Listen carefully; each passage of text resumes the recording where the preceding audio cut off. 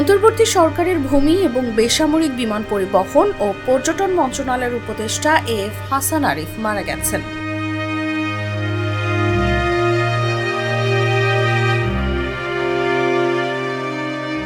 শুক্রবার বিকেল 3:30টার দিকে রাজধানীর ল্যাবিড হাসপাতালে চিকিৎসাধীন অবস্থায় মারা যান তিনি।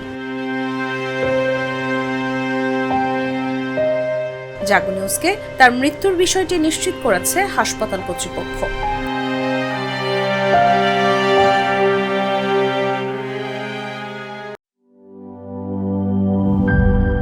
শিয়া বাটার ও ভিটামিন ই সমৃদ্ধ lily glam beauty soap. Lily, always beautiful.